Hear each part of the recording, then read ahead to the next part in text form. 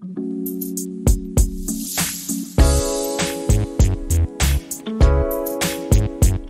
Hi guys, what's up, welcome back to a channel. So guys, आज की video में मैं मिलूंगा टाटा हैरियर ईवी के ओनर से। क्या आपको एक कार लेनी चाहिए?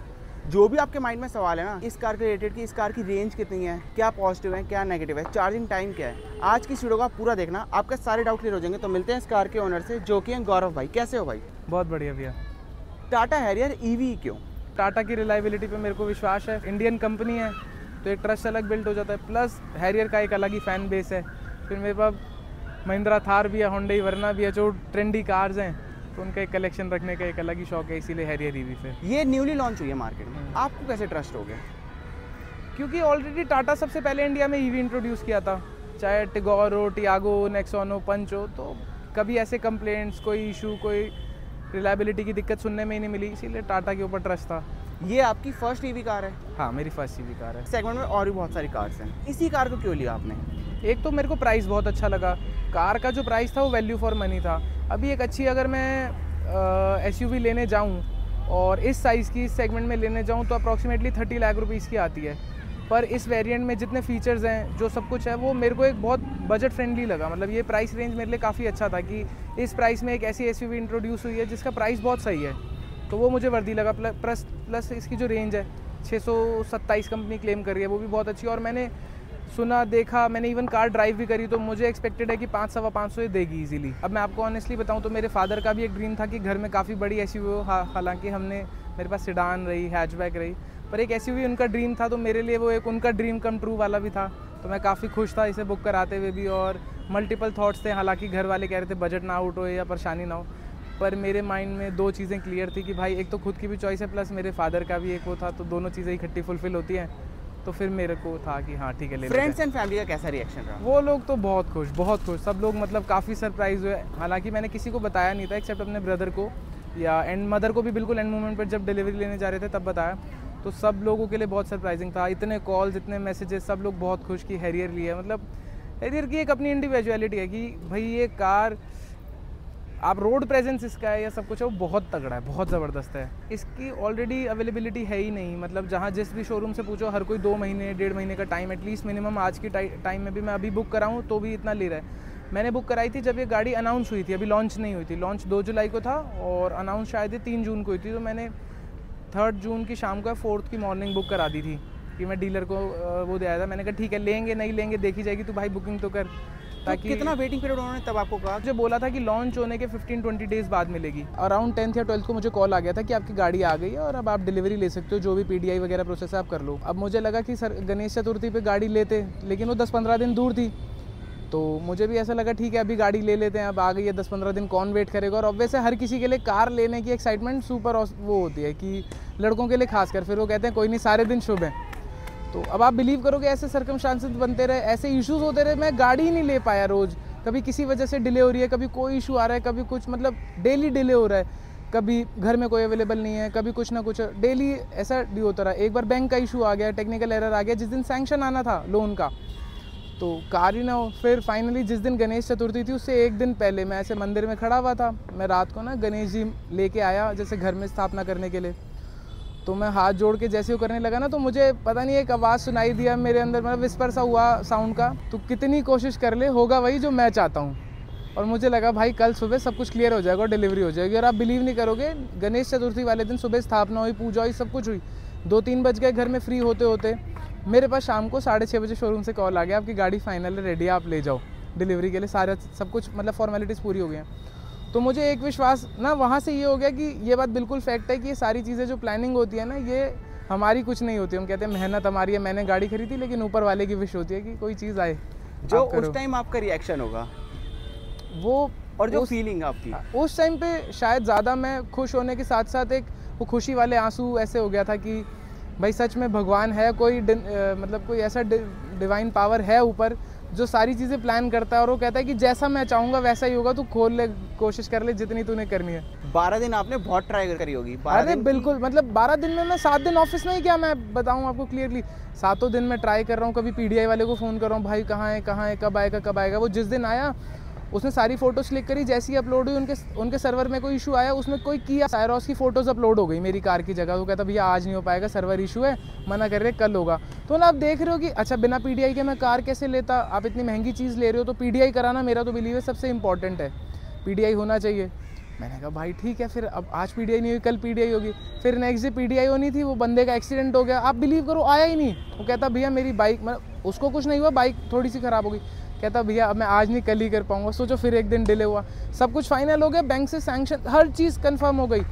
तो ऊपर हेड ऑफिस से क्वेरी आ गई लोन सैंक्शन के ऊपर कि ऐसा ऐसा इशू है, तो डिले होता गया। और जिस दिन गणेश चतुर्थी थी उसी दिन मुझे फ़ोन आया सब क्लियर है, आओ बस गाड़ी ले जाओ। मतलब उन्होंने मुझे इन्फॉर्म भी नहीं किया कि उनका इंटरनल प्रोसेस क्या चल रहा है, उन्होंने बस मुझे कॉल किया गाड़ी रेडी है आओ और लेके जाओ। PDI एक्सपीरियंस कैसा था आपका? मेरा PDI एक्सपीरियंस काफ़ी अच्छा था, जितना मतलब मेरे को डाउट्स थे वो सारे क्लियर हो गए। हालांकि मेरा भाई ने भी गाड़ी ली या फ्रेंड्स वगैरह भी लेते हैं तो मैं साथ चले जाता हूँ, देख आता हूँ, थोड़ी बहुत नॉलेज है। पर ठीक है, एक PDI कराना इसलिए ज़रूरी है कि आपको पता चल जाता है आपकी कार में कोई इशू तो नहीं है, कोई पार्ट पेंटेड तो नहीं है, कोई डीलर के पास आते हुए कार इधर उधर लगी तो ना हो।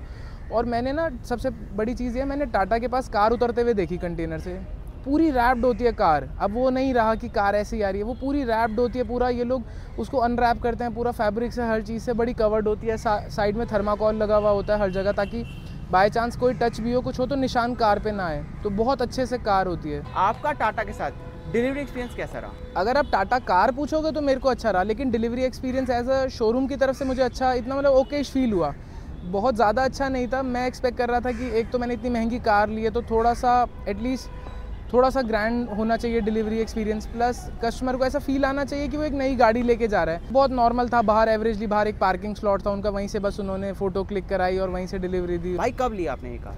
मुझे भी 2 दिन हो गए। ये आपका जो ओनरशिप रिव्यू है शॉर्ट टर्म रिव्यू है, कितने किलोमीटर आप चला चुके हो? मैं 170 किलोमीटर अभी तक ड्राइव कर चुका हूँ इसे।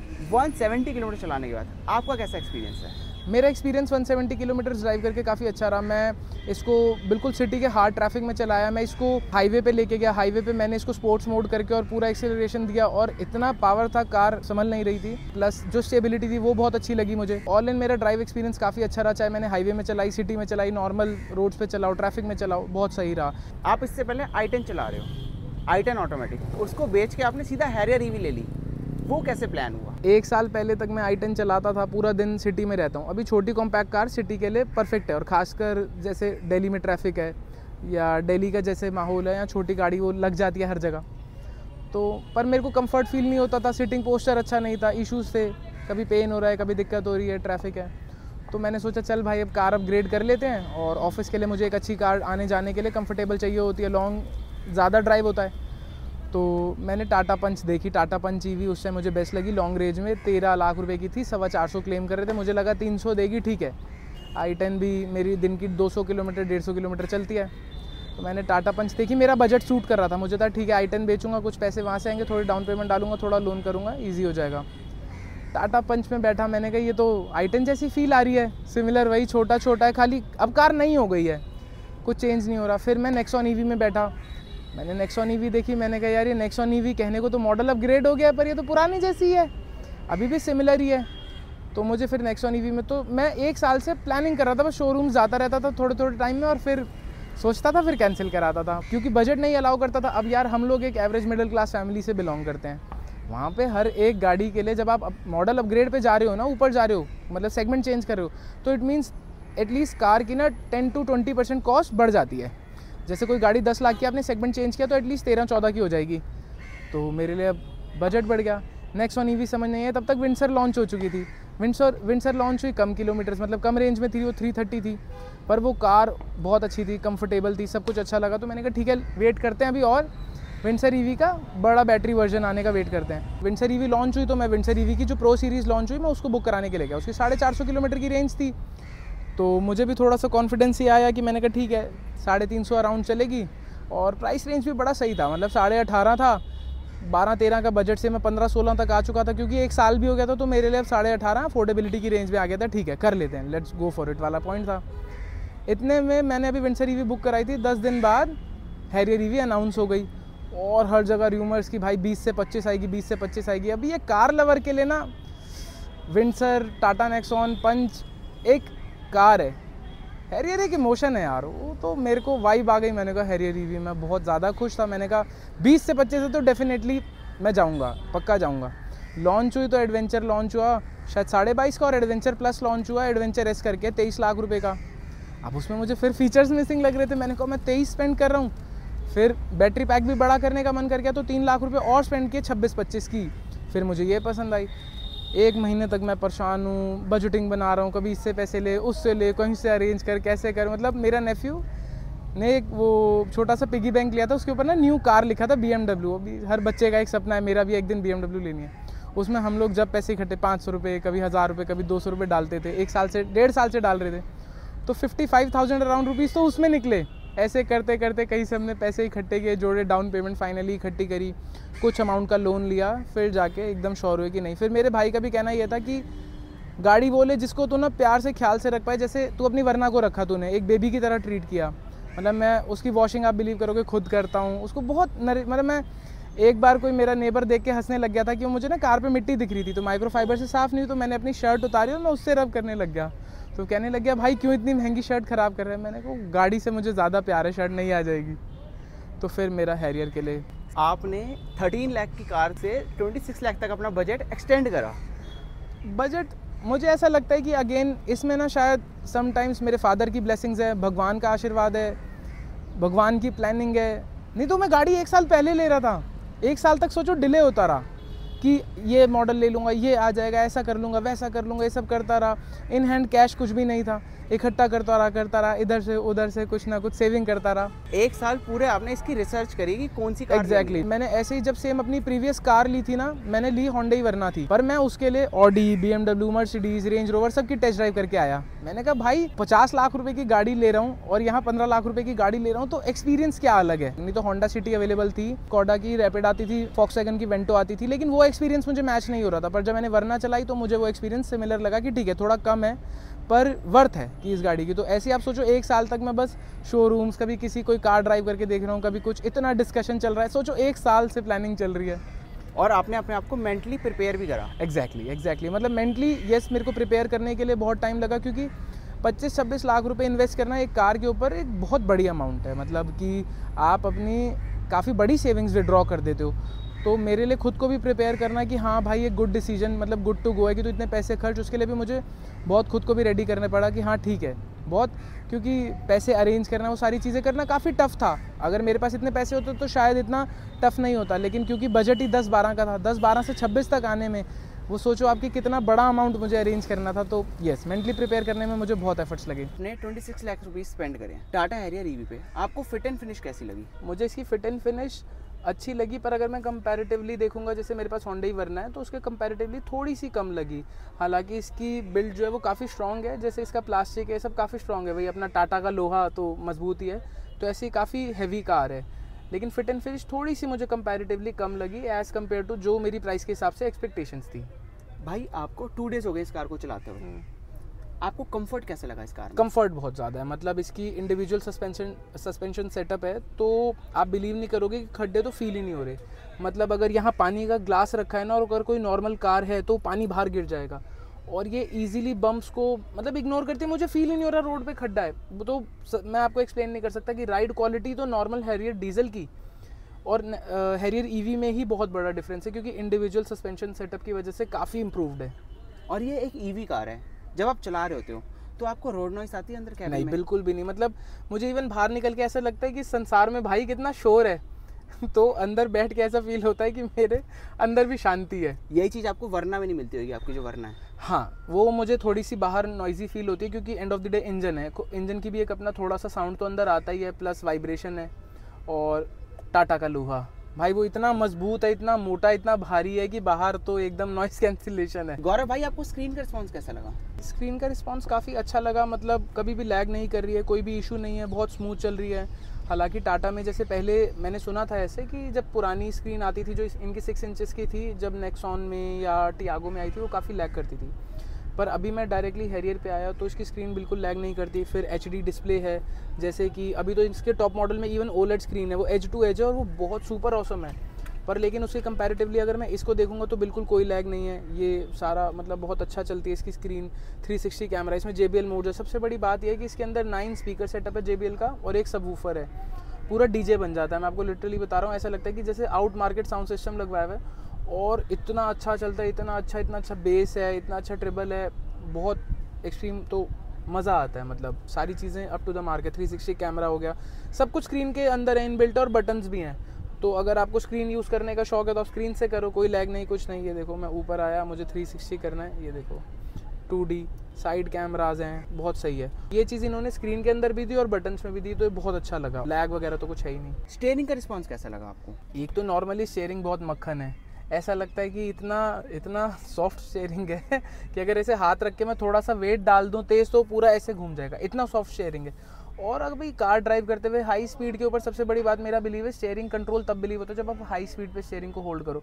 ना वो कांपना चाहिए, ना वाइब्रेशन होनी चाहिए, ना मतलब स्टीयरिंग रिस्पॉन्स बहुत अच्छा होना चाहिए। उसमें मैं इसे एटलीस्ट 10 में से 20 नंबर्स इजीली दे दूंगा। AC का रिस्पॉन्स कैसा लगा आपको? AC का रिस्पॉन्स ऐसे है कि अभी आप किसी नॉर्मल कार में बैठोगे ना तो ठीक है, कार में AC चल रहा है, ठंडा है, आप इसमें बैठोगे ना 15 मिनट तो आप बोलोगे भाई शिमला की याद आ गई, इतना ठंडा, इतना बढ़िया AC है। उसके बाद वेंटिलेटेड सीट्स हैं, वेंटिलेटेड सीट्स का एयर फ्लो इतना अच्छा है। अभी इसके ऊपर पॉलीथीन चढ़ी हुई थी, वो पूरी ऐसा लग रहा था फट जाएगी, इतना तेज़ है।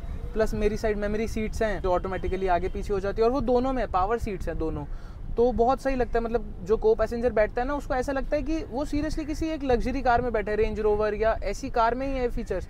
नहीं तो ड्राइवर साइड तो सब कुछ मिलेगा, लेकिन को ड्राइवर पे वही हैंडल आज भी ऊपर करो नीचे, तो ये बहुत सही चीज़ है। गौरव भाई, आपने महिंद्रा की XCV9 ही नहीं देखी? मैंने XCV9 ही देखी थी, जिस दिन लॉन्च हुई थी मैं उसी दिन शोरूम पे गया था, क्योंकि अगेन मैं कार तो प्लान कर ही रहा था। पर मुझे एक तो उसके लुक पसंद इतना नहीं आया, ऑल दो फ्यूचरिस्टिक लुक लोग कहते हैं। हैरियर की जो है वो इंडियन रोड प्रेजेंस के हिसाब से बहुत अच्छी है और थोड़ी सी हमारी चॉइस भी बल्कि वाली है। पहला तो ये था।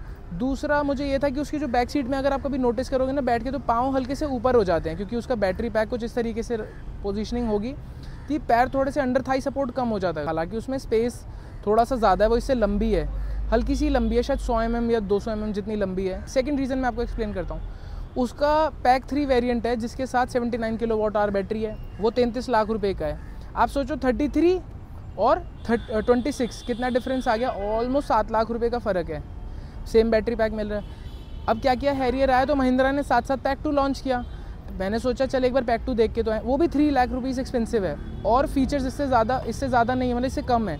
जैसे उसमें भी ADAS नहीं है, प्लस उसमें वेंटिलेटेड सीट्स हैं लेकिन मेमोरी सीट्स नहीं है, मेजर फीचर्स मिसिंग है जो इसमें है। तो मैंने कहा 3 लाख रुपए कम भी, गाड़ी की रोड प्रेजेंस भी, उसके बाद बैटरी पैक बड़ा भी और फीचर्स भी ज़्यादा, तो मुझे तो लगा कि इससे बेटर कुछ नहीं हो सकता फिर इस प्राइस में।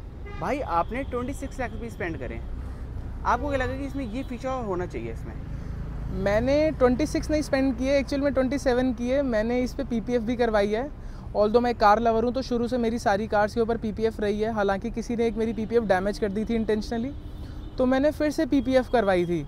मॉन्स्टर डिटेल्स एंड स्टूडियो करके है हमारे यहाँ रोहिणी सेक्टर 5 में, तो सेक्टर 3 में भी है उनका, उन्होंने सेक्टर 5 खोला। तो मैं शुरू से उन्हीं के पास जाता हूँ अपनी कार लेके, कोई भी मॉडिफिकेशन हो कुछ भी हो। उन्होंने मेरे को बड़ा सपोर्ट किया। उन्होंने वो जो PPF डैमेज हो गई थी उसमें भी उन्होंने क्या किया कि कुछ पार्ट्स मेरे जो कॉम्प्लीमेंट्री वो कर सकते थे वो किए, कुछ पार्ट्स उन्होंने मेरे ठीक किए, जो भी उनको टाइम लगा, 3 दिन लगा। कुछ जो चेंज होने थे प्रॉपर जिसमें मुझे पे करना था वो उन्होंने फिर मेरे से पेमेंट भी लिया। लेकिन एंड ऑफ द डे मैं हर अपनी सारी कार के ऊपर PPF करवाता हूँ। जब तक कार पे PPF नहीं है तब तक कार की वो जो ग्लॉस है, जो फिनिश है, वो फिर लॉन्ग टाइम में अच्छी नहीं रहेगी। तो कार की ड्यूरेबिलिटी के लिए मैं तो फिर PPF खास रिकमेंड करता हूँ। तो मुझे कार ऑलमोस्ट 27 की पड़ गई। आपको नीचे डिस्क्रिप्शन में भाई का पूरा स्टोर की डिटेल्स मिल जाएंगी। भाई आपने इस कार को जब लिया तो आपको रोड प्रेजेंस कैसी मिली? मुझे रोड प्रेजेंस बहुत ज़्यादा अच्छी लगी। इवन आप बिलीव नहीं करोगे, मैं शोरूम से अभी निकला ही था और एक U-टर्न पे मुझे किसी ने रोक के बोल दिया कि भैया कार तो बहुत अच्छी लग रही है, ये हैरियर है। मैंने बोला हाँ, कहते नो डाउट बहुत अच्छी रोड प्रेजेंस है। तो उन्होंने मुझे कॉन्ग्रेचुलेट भी किया कि अभी लिए। तो रोड प्रेजेंस के लिए तो हर कोई मुड़ के देखता है रोड पे, और फिर इसका कलर इतना यूनिक है। तो प्योर ग्रे, फैंटॉम ग्रे करके प्योर ग्रे कलर इसको कहते हैं। तो ये कलर भी बहुत यूनिक है, डुअल टोन है, तो ऑटोमेटिकली बहुत अच्छा लग रहा था। तो सबसे पहले कंपनी ने मुझे टेस्ट ड्राइव कराई थी। उनके पास अपना EV व्हीकल था, उन्होंने मुझे टेस्ट ड्राइव कराई। तो ऑलमोस्ट हाफ एन आवर मैंने कार ड्राइव करी, जिसमें मैं एक देख चुका था कि कितने % में कितनी बैटरी कम हो रही है, तो एक आपको आइडिया लग जाता है। भाई ये सुनते हैं कि जब आप इस कार को चला रहे होते तो इसकी बैटरी की नॉइस आती है कैबिन में, एक्चुअली ये ना एक मिथ है लोगों को कि जब आप कार ड्राइव करोगे ना तो बैटरी की आवाज़ आएगी। मैं आपको बताता हूँ मिथ पैदा क्यों है। लोगों की आदत है बैटरी रिक्शा पे बैठने की तो शू आवाज़ आती है, वो वाला मिथ है। कार इतनी साइलेंट है ना, इतना नॉइस कैंसिलेशन है, लोहा इतना ज़्यादा है, भारी है, प्रॉपर अच्छे से फोमिंग है अंदर, कि बहुत नॉइस कैंसिलेशन तगड़ा है। तो क्या होता है जब टायर्स चलते हैं रोड पे तो फ्रिक्शन क्रिएट होता है, वो टायर का हल्का सा होता है वाला, वो भी तब आएगा जब आप बिल्कुल साइलेंट एरिया में हो तब हो। तो बैटरी की साउंड नहीं है, वो रोड और टायर का जो फ्रिक्शन हो रहा है उसका आता है, वो भी तब जब साइलेंस है, ऑल अराउंड कोई शोर नहीं है, कुछ नहीं है, इंडिविजुअल रोड के ऊपर आप ही चल रहे हो, कोई म्यूज़िक नहीं चल रहा कार में और 40 की स्पीड पे चल रहे हो एकदम ऑब्जर्व करने के लिए कि कोई साउंड तो नहीं है। तब मैं कभी भी जैसे रोड पे जा रहा हूँ और BMW का शोरूम आएगा, इधर रजौरी गार्डन आता है या गुड़गांव में अंदर जाके वहाँ आएगा, तो मैं शोरूम के बाहर ऐसे खड़ा हो जाऊँगा, गाड़ी लगाऊंगा, 5 मिनट तक देखता रहूँगा, भाई एक दिन ज़रूर इसी शोरूम के बाहर डिलीवरी लेने आऊँगा। तो वो एक पेशेंस कह लो कि मुझे जो चीज़ चाहिए ना, वो फिर भगवान की भी प्लानिंग है शायद, कि भाई जो चीज़ चाहिए ठीक है तू भाई वेट कर, मैं तेरे को तेरे वक्त आने पे दे दूंगा। तो जब हैरियर लॉन्च हुई थी तब भी मैं शोरूम में जा के देख के आया था, तो उस टाइम होता था हैरियर लेनी है, पर नहीं ले पाए। तो वो ड्रीम फिर समझ लो कि इतना पेशेंस रखा, वेट किया कि ठीक है जब जो गाड़ी आनी होगी अपने आप अच्छी आएगी, तो भगवान ने ठीक है सुनी, तो अपने आप ऑटोमेटिकली हैरियर ही आई। आपने कौन सा वेरिएंट लिया है टाटा हैरियर ईवी का? मैंने फियरलेस मॉडल लिया है जिसमें 75 किलोवाट बैटरी का पैक है। 65 किलोवाट का भी आता है पर मैंने 75 का लिया फियरलेस में। यही वेरिएंट क्यों लिया आपने? मुझे best value for money variant लगा। इससे ऊपर जो वेरिएंट था वो शायद 3 लाख रुपए के आसपास महंगा है, और उसमें सिर्फ एक एड ऑन जो है वो एडास है, 540 डिग्री कैमरा है, पावर टेलगेट है और एक डायल है, उसमें हल्की सी LED है। तो मुझे इतना डिफरेंस नहीं लगा कि मैं उसके लिए 3 लाख रुपए एक्स्ट्रा स्पेंड करूं, तो मुझे वर्थ इट लगा कि ठीक है अगर मुझे 26 लाख रुपए में गुड टू गो वाले फीचर्स और इवन गुड टू गो से ज़्यादा है, लग्जरी है, मेनली लेदर सीट कवर जो पूरी कार में हर जगह लेदर है, 360 कैमरा है, वेंटिलेटेड मेमोरी सीट्स हैं, ऑटोमेटिक सीट्स हैं, वेलकमिंग फीचर है। मैं कार के अंदर जाता हूँ सीट्स ऑटोमेटिकली पीछे हो जाती हैं, मेरे बैठने के बाद वो वापसी पुराने पोस्चर में आ जाती हैं। तो वो सब चीज़ें मेरे को बहुत अच्छी लगी। मैंने कहा ठीक है ना, 3 लाख रुपए मुझे नहीं वर्थ लगा स्पेंड करने का। गौरव भाई, ऑलमोस्ट आपको 48 आवर्स हो गए इस कार को चलाते हुए, क्या आपको पॉजिटिव लगे, क्या नेगेटिव लगे? मैं बात सबसे पहले करना चाहूँगा नेगेटिव्स के ऊपर। इस कार के साथ ना नेगेटिव पता है क्या है, इस कार का जो ब्रांड लगता है ना वो टाटा लगता है। ये कार होनी चाहिए रेंज रोवर या किसी टोयोटा जैसी कार सेगमेंट के नाम से बिकनी चाहिए, क्योंकि इतनी अच्छी कार है कि इसमें कोई नेगेटिव नहीं फील हुआ, कोई चीज़ का ऐसा नहीं है कि मैं सोचूं इसमें कोई कमी है। सिर्फ इसका एक ब्रांड नेम जो है ना टाटा जुड़ जाता है, इसीलिए लोगों को रिलायबिलिटी इश्यूज़ आ जाते हैं। नहीं तो मेरे हिसाब से इस कार में कोई नेगेटिव नहीं है। जिस प्राइस रेंज में ये आ रही है, जो फीचर्स जो पैक ये आ रहा है, जो कंफर्ट, जो एक कार एक्सपीरियंस फील हो रहा है ना, वो इससे बेटर शायद किसी में नहीं हो सकता। मैं आपको इवन रेंज रोवर की जो इवोक आती है वो शायद वो एक्सपीरियंस और ये एक्सपीरियंस सिमिलर है, एग्जैक्ट सिमिलर है। ओवरऑल अगर आप मेरे से पूछोगे तो मैं इस कार के लिए 10 आउट ऑफ 10 दूंगा। बेस्ट कार है ये, बेस्ट है अभी तक, बेस्ट से बेस्ट SUV ड्राइव करी हुई है, मुझे बेस्ट लगी ये कार, मतलब सब कुछ पॉजिटिव है अभी तक। तो भाई रेंज क्या निकाल रहे हो आप इस कार से?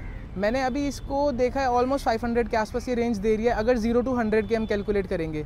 और ऐसा भी होता है, मैंने सुना है कि 5% से नीचे जाने के बाद ना पर परसेंट पे ऑलमोस्ट 8-9 किलोमीटर चलती है, तो ये 500 एंड अबव भी जाएगी, क्योंकि मैं इसे 5% से नीचे लेके नहीं गई, इवन 15 से नीचे नहीं लेके गया। 15 पे जैसे ही आई थी मैंने चार्ज कर ली थी। तो लेकिन मैंने सुना है ऐसा होता है कि 5% जब बैटरी आ जाएगी ना तो AC बंद हो जाता है, और उसके बाद वो पर परसेंट एटलीस्ट 8-10 किलोमीटर चलती है, तो शायद 520 तक भी आ सकती है, पर मेरी एक्सपेक्टेशन यही है 500। इस टाइम आप इस कार को 170 किलोमीटर चला चुके हो। हाँ जी। अपने चार्जिंग एक्सपीरियंस कैसा रहा? आपने कभी चार्ज करी इसको या आपको कंपनी से ऐसे मिली? कंपनी से ही चार्ज होकर मिली। मैंने थोड़ी सी चार्ज करी तो उसी से मैं जज कर पाया कि ये कितनी चार्ज होगी और कैसे होगी। ऑब्वियस एक एवरेज होती है, इतने टाइम में अगर 10% चार्ज हुई है तो ऑब्वियस 100% होने में कितना टाइम लेगी। तो टोटल अगर मैं स्लो चार्जर से करूँगा तो एटलीस्ट 18 घंटे लेगी फुल चार्ज होने में 0 to 100। फास्ट चार्जर से करूँगा तो 12 से 14 घंटे लेगी 0 to 100, और बाहर से कराऊँगा तो 1 घंटा 10 मिनट। तो लेकिन ठीक है, मैं अभी स्लो चार्जर के साथ ही हूँ। जब मुझे रिक्वायर्ड होगा कि मुझे ज़्यादा ज़रूरत पड़ रही है फास्ट चार्जर की, तब मैं घर पे लगवा लूँगा।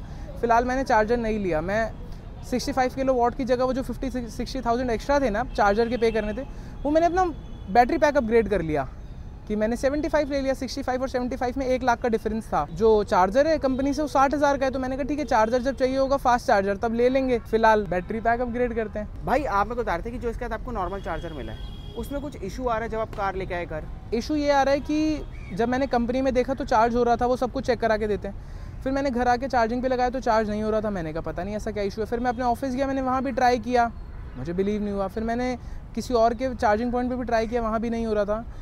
तो इस चीज़ में मुझे थोड़ा डाउट हुआ। पर अगेन मेरा वही वाला बात है कि मेरा ब्रांड की तरफ लॉयल्टी और ऐसे बढ़ गई, मैंने कांटेक्ट किया डीलर को, तो डीलर ने मेरे ऊपर कोई क्वेश्चन नहीं किया कि आपकी दिक्कत है, आपने क्या किया, कैसा है। उन्होंने फटाफट कॉल अरेंज कराया मुझे सर्विस सेंटर से, सर्विस सेंटर ने मेरी विजिट फिक्स करी, तो घर आएंगे, चार्जर चेक करेंगे, अगर चार्जर में कोई इशू उन्हें लगेगा तो वो उसी टाइम चेंज करेंगे, उसे ठीक करेंगे, जो भी करेंगे, पर मुझे कल इशू रिजॉल्व हो जाएगा। तो आप समझो ना, मेरे लिए तो और एक पॉजिटिव पॉइंट ऐड हो गया कि लोग कहते हैं कि भाई गाड़ी में कोई कंप्लेंट ना आए, कोई कंप्लेंट ना आए, टाटा कैसे काम करेगी, होगा नहीं ठीक, पर मैंने तो कंप्लेंट करी। अभी डीलर को कॉल किया था, विद इन 5 मिनट्स मेरे पास कॉल भी आ गया, उन्होंने मेरी लोकेशन नंबर सब कुछ ले लिया, कंप्लेंट रेस कर दी, बंदा पॉइंट हो गया जो कल आएगा। मैं तो फ्री माइंड हूँ। भाई हेडलाइट्स का थ्रो कैसा लगा आपको? हेडलाइट्स का थ्रो बहुत ज़्यादा अच्छा है। एक तो इसमें डुअल प्रोजेक्टर सेटअप है, तो जो ब्राइटनेस है वो बहुत ज़्यादा है। अगर सामने खड़े होकर कार की तरफ देखो ना, तो सीरियसली ऐसा लगता है कि किसी ने बहुत तेज़ रोशनी फेंकी है, जैसे आप सनलाइट में नहीं देख सकते सन की तरफ, ऐसी लाइट फील होती है, मतलब काफ़ी ब्राइट लाइट है। तो रोड पे विजन बहुत अच्छा है, जैसे आप ऑफ रोडिंग करो, कहीं पहाड़ों में जाओ, अंधेरे में हो, तो एक्सट्रीम मतलब अच्छा व्यू है। आप सेटिस्फाइड इस कार से 2 डेज बाद? हाँ, मैं काफ़ी सेटिस्फाइड हूँ। किसी को आप रिकमेंड करोगे ये कार? मैं बिल्कुल रिकमेंड करूँगा, अगर कोई लेना चाहता है ये कार तो मैं उसको बिल्कुल रिकमेंड करूँगा। अगर उसका बजट 20-22 का है तो इस कार के लिए वो डेफिनेटली जाए, गुड टू गो है, उसको जाना चाहिए। थैंक यू गौरव भाई पूरा अपना ओनरशिप रिव्यू देने के लिए। ये भाई का शॉर्ट टर्म रिव्यू है। अगर आपको वीडियो अच्छी लगी तो इस वीडियो को लाइक करना, चैनल पर नए हो चैनल को सब्सक्राइब करना। मिलता हूँ मैं आपको ऐसे एक और नई वीडियो में।